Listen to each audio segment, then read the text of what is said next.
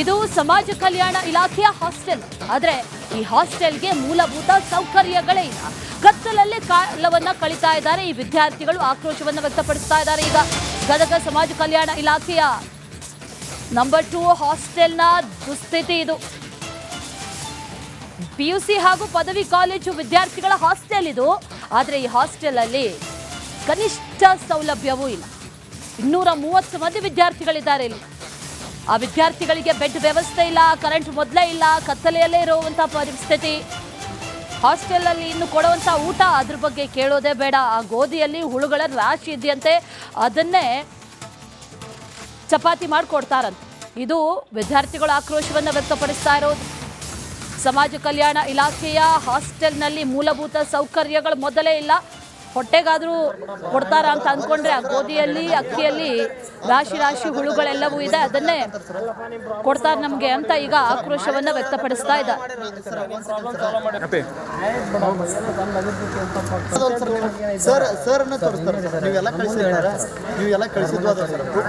ಸರ ಇಲ್ಲಿ ಯಾವುದೇ ಆದಂಥ ಮೂಲಭೂತ ಸೌಕರ್ಯ ಯಾವುದೇ ಸಿಗ್ತಾ ಇಲ್ಲ ಸರ. ಈ ಗದಗ ನಂಬರ್ 1 ಸರ, ಗದಗ ನಂಬರ್ 1 ಅಲ್ಲಿರೋಂಥ ಫೆಸಿಲಿಟೀಸ್ ಐತೆ ಅರ್ಧ ಸಹಿತ ಇಲ್ಲ ಸರ. ಇಲ್ಲಿ ಒಂದು ಬೆಡ್ ಆಗಲಿ ಸರ, ಊಟದ ವ್ಯವಸ್ಥೆ ಅಂತ ಬಂದ್ರೆ ಸರ, ಇಲ್ಲಿರೋಂಥ ಸಿಬ್ಬಂದಿ ಅವ್ರ ಹಾಕರೆ ಯಾವ ಥರನೂ ವರ್ತದೆ ಸರ. ಇವತ್ತು ನಿನ್ನೆ ಒಂದು ಲೆಟ್ರ್ ಎಲ್ಲರೂ ಸಹಿ ಮಾಡಿದೆ ಅಂತ ಹೇಳ್ತಾರೆ ಸರ್. ಪ್ರತಿಯೊಂದು ತಾಲಿಗೆ ಕೇಳಿದ್ರೆ ಸರ, ಅಲ್ಲಿ ಬಂದು ಅಲ್ಲಿಗೆ ಬರ್ಸೋದು, ಅಲ್ಲಿ ಹೊರಗಿನೇ ಅವರು ಸರ.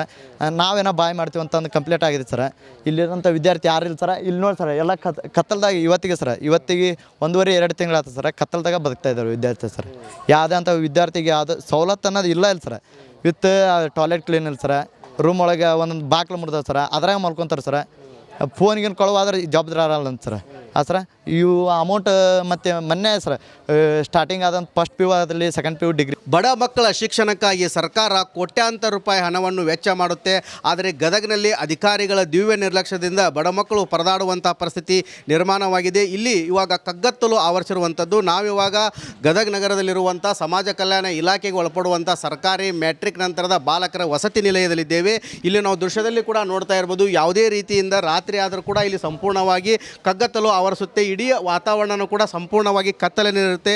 ಇಲ್ಲಿ ಸಾಕಷ್ಟು ಹುಳು ಹುಪ್ಪಡಿಗಳು ಕೂಡ ಬರ್ಬೋದು. ಇದೊಂದು ಸಮಸ್ಯೆ. ಆದರೆ ಇನ್ನೊಂದು ಕಡೆ ನೋಡ್ತಾ ಇರ್ಬೋದು, ಇದು ಊಟದ ಕೊಠಡಿ. ಈ ಊಟದ ಕೊಠಡಿ ಯಾವ ರೀತಿ ಇದೆ ಅಂದರೆ, ಇಲ್ಲಿ ಯಾವುದೇ ರೀತಿಯಿಂದ ಕರೆಂಟ್ ವ್ಯವಸ್ಥೆ ಇಲ್ಲ. ಇಲ್ಲಿ ಸಾಕಷ್ಟು ಹುಳು ಹುಪ್ಪಡಿಗಳು ಕೂಡ ಇದ್ದಾವೆ. ಇಲ್ಲಿ ನಾವು ನೋಡ್ತಾ ಇರ್ಬೋದು, ಇದು ಕರೆಂಟಿನ ಬೋರ್ಡು. ಯಾವುದೇ ಒಂದು ಬಟನ್ ಹಾಕಿದರೂ ಕೂಡ ಇಲ್ಲಿ ಲೈಟ್ ಆನ್ ಆಗೋದಿಲ್ಲ, ಅಷ್ಟೊಂದು ಅವ್ಯವಸ್ಥೆ ಆಗರವಾಗಿದೆ. ಈ ಭಾಗದಲ್ಲಿ ಕೂಡ ನಾವು ನೋಡ್ತಾ ಇರ್ಬೋದು, ಇಲ್ಲಿ ಮಕ್ಕಳು ಕುತ್ಕೊಂಡು ಊಟ ಮಾಡುವಂಥ ಇದೊಂದು ಪ್ಲೇಸ್. ಈ ಪ್ಲೇಸ್ ಯಾವ ರೀತಿ ಧೂಳಾಗಿದೆ ಅಂದರೆ, ಇಲ್ಲಿ ನಾವು ಹೀಗೆ ಮುಟ್ಟಿದರೆ ಧೂಳು ಕೂಡ ಕೈಗೆ ಹತ್ತುವಂಥ ವ್ಯವಸ್ಥೆ ಇಲ್ಲಿ ಕೂಡ ಇದೆ. ಇಲ್ಲಿ ನಾವು ನೋಡ್ತಾ ಇರ್ಬೋದು, ಈ ರೀತಿ ಇಷ್ಟೊಂದು ಧೂಳು ಇರುವಂಥ ವಾತಾವರಣ ಇದೆ. ಇಂಥ ಸ್ಥಿತಿಯಲ್ಲೇ ಮಕ್ಕಳು ಊಟ ಮಾಡುವಂಥ ಪರಿಸ್ಥಿತಿ ಇಲ್ಲಿ ನಿರ್ಮಾಣವಾಗಿರುವಂಥದ್ದು. ಈ ಭಾಗದಲ್ಲಿ ನಾವು ನೋಡ್ತಾ ಇರ್ಬೋದು, ಸಾಕಷ್ಟು ರೇಷನ್ ಕೂಡ ಇದೆ. ಈ ರೇಷನ್ನಲ್ಲಿ ಕೂಡ ಸಾಕಷ್ಟು ಹುಳುಗಳು ಕೂಡ ಹರಿದಾಡ್ತಾ ಇದ್ದಾವೆ. ಇಲ್ಲಿ ನಾವು ನೋಡ್ತಾ ಇರ್ಬೋದು, ನುಷಿ ಯಾವ ರೀತಿ ಹರಿದಾಡ್ತಾ ಇದ್ದಾವೆ ಅಂತೇಳಿ. ಇಡೀ ಏನು ಈ ಒಂದು ರೇಷನ್ ಇದೆ, ಗೋಧಿ ಇದೆ, ಈ ಗೋಧಿ ಮೇಲ್ಗಡೆಯೂ ಕೂಡ ಸಾಕಷ್ಟು ಪ್ರಮಾಣದಲ್ಲಿ ಹುಳುಗಳು ಓಡಾಡ್ತಾ ಇದ್ದಾವೆ. ಪಕ್ಕದಲ್ಲಿ ಅಕ್ಕಿ ಇದೆ. ಇದೇ ರೀತಿಯಾಗಿ ಅಕ್ಕಿಯನ್ನು ಕೂಡ ಬಿಟ್ಟು ಹೋಗಿದ್ದಾರೆ. ಯಾವುದೇ ರೀತಿಯಿಂದ ಮುಚ್ಚಿಡುವಂಥ ಕೆಲಸ ಮಾಡಿಲ್ಲ. ಇಂಥ ಆಹಾರವನ್ನು ಇಲ್ಲಿ ಅಡುಗೆ ಮಾಡಿ ಮಕ್ಕಳಿಗೆ ನೀಡುವಂಥ ವ್ಯವಸ್ಥೆ ನಿರ್ಮಾಣವಾಗಿರುವಂಥದ್ದು. ಮ್ಯಾಟ್ರಿಕ್ ನಂತರದ ಸಾಕಷ್ಟು ಅಂದರೆ ಸುಮಾರು 200ಕ್ಕೂ ಹೆಚ್ಚು ಮಕ್ಕಳು ಈ ಒಂದು ವಸತಿ ಶಾಲೆಯಲ್ಲಿ ಇರ್ತಾರೆ. ಅಷ್ಟೊಂದು ಅವ್ಯವಸ್ಥೆ ಆಗರವಾಗಿದೆ. ರಿಪಬ್ಲಿಕ್ ಕನ್ನಡನೂ ಕೂಡ ಇಲ್ಲಿ ಗ್ರೌಂಡ್ ರಿಪೋರ್ಟ್ ಮಾಡ್ತಾ ಇರುವಂಥದ್ದು. ಸಂಪೂರ್ಣವಾಗಿ ಅವ್ಯವಸ್ಥೆ ಆಗಿದೆ. ಇವಾಗ ಈ ಒಂದು ಅಡುಗೆ ಕೊಠಡಿ ಪರಿಸ್ಥಿತಿ ನಿರ್ಮಾಣವಾದರೆ, ಅಡುಗೆ ಮಾಡುವಂಥ ಏನು ಕೊಠಡಿ ಇದೆ ಅದು ಕೂಡ ಸಂಪೂರ್ಣವಾಗಿ ಅವ್ಯವಸ್ಥೆವಾಗಿದೆ. ಈ ಭಾಗದಲ್ಲಿ ನಾವು ಕೂಡ ನೋಡ್ತಾ ಇರ್ಬೋದು, ಏನು ಇಲ್ಲಿರುವಂಥ ಮಕ್ಕಳ ಮೇಲೆ ಕಣ್ಗಾವಲು ಆಗಿರಬೇಕಾದಂಥ CCTV ಕೂಡ ಇಲ್ಲಿ ಜೊತೆಯಾಡುವಂಥ ಪರಿಸ್ಥಿತಿ ನಿರ್ಮಾಣವಾಗಿದೆ. ನಾವು ನೋಡ್ತಾ ಇರ್ಬೋದು, ಇದು ಈ ಒಂದು ವಸತಿ ನಿಲಯದ CCTV. ಇಲ್ಲಿ ಮಕ್ಕಳ ವಸ್ತುಗಳಾಗಿರ್ಬೋದು, ಮೊಬೈಲ್ ಏನಾದರೂ ಕಳ್ಳತನ ಮಾಡಿದ್ರೆ ಅದಕ್ಕೆ ಜವಾಬ್ದಾರಿ. ಇದು ಸಮಾಜ ಕಲ್ಯಾಣ ಇಲಾಖೆಯ ಹಾಸ್ಟೆಲ್.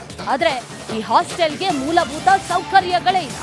ಕತ್ತಲಲ್ಲೇ ಕಾಲವನ್ನ ಕಳೀತಾ ಇದ್ದಾರೆ ಈ ವಿದ್ಯಾರ್ಥಿಗಳು. ಆಕ್ರೋಶವನ್ನು ವ್ಯಕ್ತಪಡಿಸ್ತಾ ಇದ್ದಾರೆ. ಈಗ ಗದಗ ಸಮಾಜ ಕಲ್ಯಾಣ ಇಲಾಖೆಯ ನಂಬರ್ 2 ಹಾಸ್ಟೆಲ್ನ ದುಸ್ಥಿತಿ ಇದು. PUC ಹಾಗೂ ಪದವಿ ಕಾಲೇಜು ವಿದ್ಯಾರ್ಥಿಗಳ ಹಾಸ್ಟೆಲ್ ಇದು. ಆದರೆ ಈ ಹಾಸ್ಟೆಲ್ ಅಲ್ಲಿ ಕನಿಷ್ಠ ಸೌಲಭ್ಯವೂ ಇಲ್ಲ. 230 ಮಂದಿ ವಿದ್ಯಾರ್ಥಿಗಳಿದ್ದಾರೆ ಇಲ್ಲಿ. ಆ ವಿದ್ಯಾರ್ಥಿಗಳಿಗೆ ಬೆಡ್ ವ್ಯವಸ್ಥೆ ಇಲ್ಲ, ಕರೆಂಟ್ ಮೊದಲೇ ಇಲ್ಲ, ಕತ್ತಲೆಯಲ್ಲೇ ಇರುವಂಥ ಪರಿಸ್ಥಿತಿ. ಹಾಸ್ಟೆಲ್ ಅಲ್ಲಿ ಇನ್ನು ಕೊಡುವಂಥ ಊಟ ಅದ್ರ ಬಗ್ಗೆ ಕೇಳೋದೇ ಬೇಡ. ಆ ಗೋಧಿಯಲ್ಲಿ ಹುಳುಗಳ ರಾಶಿ ಇದೆಯಂತೆ, ಅದನ್ನೇ ಚಪಾತಿ ಮಾಡಿಕೊಡ್ತಾರಂತೆ. ಇದು ವಿದ್ಯಾರ್ಥಿಗಳ ಆಕ್ರೋಶವನ್ನು ವ್ಯಕ್ತಪಡಿಸ್ತಾ ಇರೋದು. ಸಮಾಜ ಕಲ್ಯಾಣ ಇಲಾಖೆಯ ಹಾಸ್ಟೆಲ್ನಲ್ಲಿ ಮೂಲಭೂತ ಸೌಕರ್ಯಗಳು ಮೊದಲೇ ಇಲ್ಲ. ಹೊಟ್ಟೆಗಾದರೂ ಕೊಡ್ತಾರ ಅಂತ ಅಂದ್ಕೊಂಡ್ರೆ ಆ ಗೋಧಿಯಲ್ಲಿ ಅಕ್ಕಿಯಲ್ಲಿ ರಾಶಿ ರಾಶಿ ಹುಳುಗಳೆಲ್ಲವೂ ಇದೆ, ಅದನ್ನೇ ಕೊಡ್ತಾರೆ ನಮಗೆ ಅಂತ ಈಗ ಆಕ್ರೋಶವನ್ನು ವ್ಯಕ್ತಪಡಿಸ್ತಾ ಇದ್ದಾರೆ.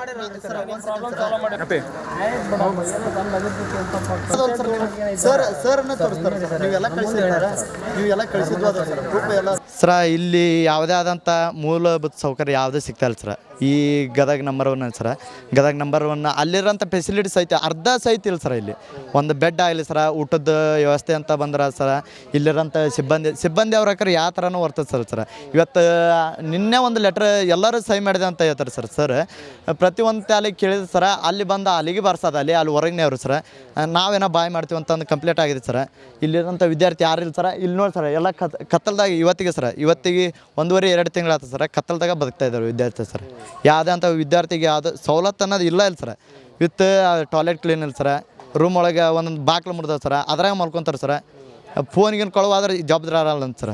ಸರ ಇವು ಅಮೌಂಟ್ ಮತ್ತು ಮೊನ್ನೆ ಸರ ಸ್ಟಾರ್ಟಿಂಗ್ ಆದಂಥ ಫಸ್ಟ್ PU ಆಗಲಿ, ಸೆಕೆಂಡ್ PU ಡಿಗ್ರಿ. ಬಡ ಮಕ್ಕಳ ಶಿಕ್ಷಣಕ್ಕಾಗಿ ಸರ್ಕಾರ ಕೋಟ್ಯಾಂತರ ರೂಪಾಯಿ ಹಣವನ್ನು ವೆಚ್ಚ ಮಾಡುತ್ತೆ. ಆದರೆ ಗದಗನಲ್ಲಿ ಅಧಿಕಾರಿಗಳ ದಿವ್ಯ ನಿರ್ಲಕ್ಷ್ಯದಿಂದ ಬಡ ಮಕ್ಕಳು ಪರದಾಡುವಂಥ ಪರಿಸ್ಥಿತಿ ನಿರ್ಮಾಣವಾಗಿದೆ. ಇಲ್ಲಿ ಇವಾಗ ಕಗ್ಗತ್ತಲು ಆವರಿಸಿರುವಂಥದ್ದು. ನಾವಿವಾಗ ಗದಗ ನಗರದಲ್ಲಿರುವಂಥ ಸಮಾಜ ಕಲ್ಯಾಣ ಇಲಾಖೆಗೆ ಒಳಪಡುವಂಥ ಸರ್ಕಾರಿ ಮ್ಯಾಟ್ರಿಕ್ ನಂತರದ ಬಾಲಕರ ವಸತಿ ನಿಲಯದಲ್ಲಿದ್ದೇವೆ. ಇಲ್ಲಿ ನಾವು ದೃಶ್ಯದಲ್ಲಿ ಕೂಡ ನೋಡ್ತಾ ಇರ್ಬೋದು, ಯಾವುದೇ ರೀತಿಯಿಂದ ರಾತ್ರಿ ಆದರೂ ಕೂಡ ಇಲ್ಲಿ ಸಂಪೂರ್ಣವಾಗಿ ಕಗ್ಗತ್ತಲು ಆವರಿಸುತ್ತೆ. ಇಡೀ ವಾತಾವರಣನೂ ಕೂಡ ಸಂಪೂರ್ಣವಾಗಿ ಕತ್ತಲಿನಿರುತ್ತೆ. ಇಲ್ಲಿ ಸಾಕಷ್ಟು ಹುಳು ಹುಪ್ಪಡಿಗಳು ಕೂಡ ಬರ್ಬೋದು. ಇದೊಂದು ಸಮಸ್ಯೆ. ಆದರೆ ಇನ್ನೊಂದು ಕಡೆ ನೋಡ್ತಾ ಇರ್ಬೋದು, ಇದು ಊಟದ ಕೊಠಡಿ. ಈ ಊಟದ ಕೊಠಡಿ ಯಾವ ರೀತಿ ಇದೆ ಅಂದರೆ ಇಲ್ಲಿ ಯಾವುದೇ ರೀತಿಯಿಂದ ಕರೆಂಟ್ ವ್ಯವಸ್ಥೆ ಇಲ್ಲ. ಇಲ್ಲಿ ಸಾಕಷ್ಟು ಹುಳು ಹುಪ್ಪಡಿಗಳು ಕೂಡ ಇದ್ದಾವೆ. ಇಲ್ಲಿ ನಾವು ನೋಡ್ತಾ ಇರ್ಬೋದು, ಇದು ಕರೆಂಟಿನ ಬೋರ್ಡು. ಯಾವುದೇ ಒಂದು ಬಟನ್ ಹಾಕಿದರೂ ಕೂಡ ಇಲ್ಲಿ ಲೈಟ್ ಆನ್ ಆಗೋದಿಲ್ಲ, ಅಷ್ಟೊಂದು ಅವ್ಯವಸ್ಥೆ ಆಗರವಾಗಿದೆ.